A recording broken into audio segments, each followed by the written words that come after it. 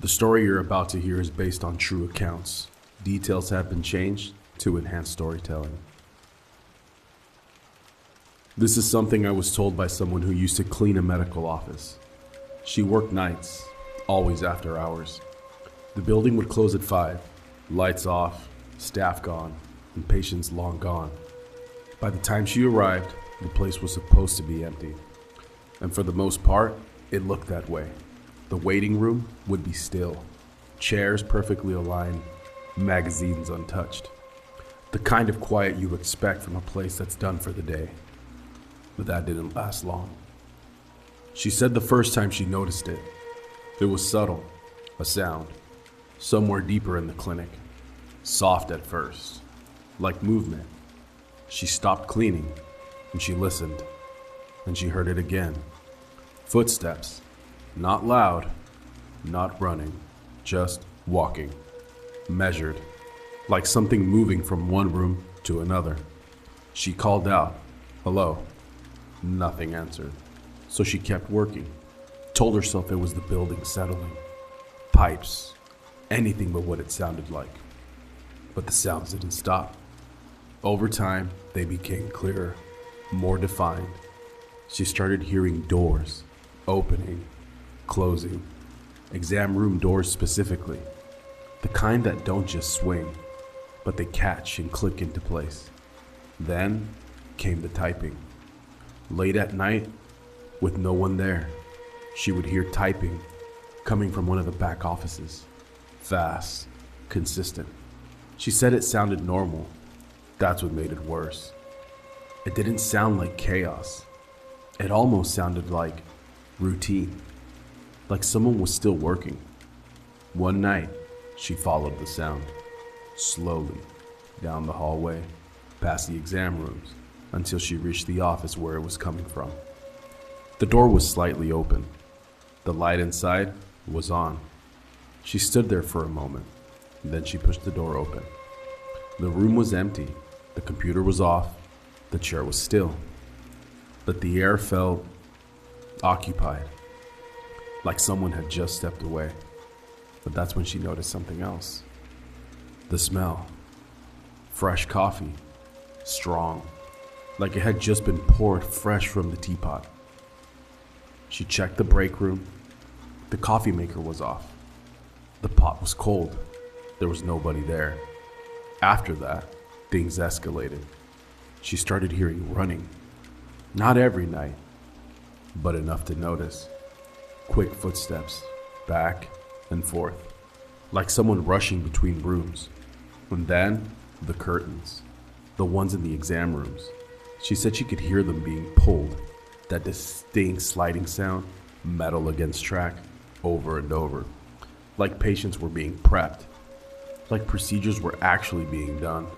Except, there was no one there. No voices, no conversations, just movement. Activity, routine. She almost quit, but she needed the job. So she stayed, and eventually, she started asking questions. That's when she learned about the doctor who used to work there. It was his clinic. He used to own it. He worked late every night, sometimes until morning. People said he never went home. Not really.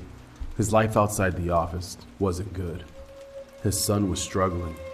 Drugs. His marriage was falling apart. Affairs. And instead of dealing with it, he stayed at work. Longer and later. More often, he started using too. Cocaine mostly. Something to keep him going. Something to keep him awake. Until one night, he bought from the wrong person. It was laced. Fentanyl. He didn't know. No one did. When they found him in his office the next morning, he was slumped over, like he had just stopped. After that, things changed. Nurses started noticing things. Instruments out of place, charts moved, lights turning on in rooms that nobody had ever entered.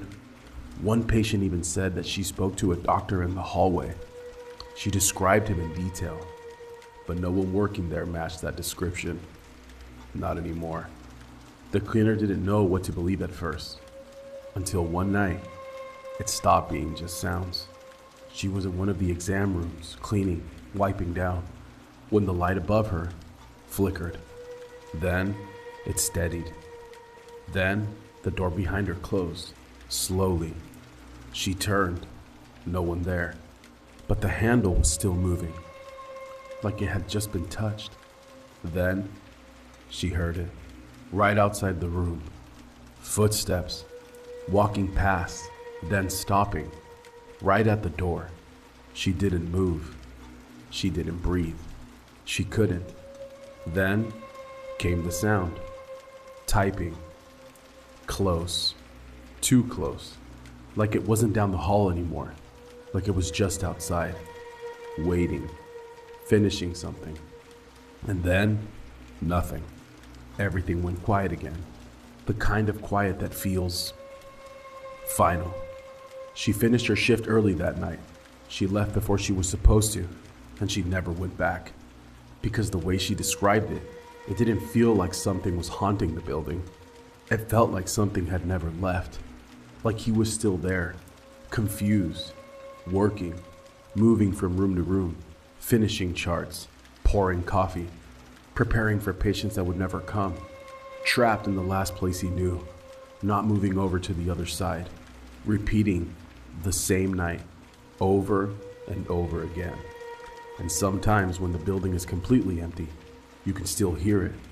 The typing, the doors closing, the curtains sliding, like the clinic never really closed. Thank you for listening. Please like, share, and subscribe for more weekly videos.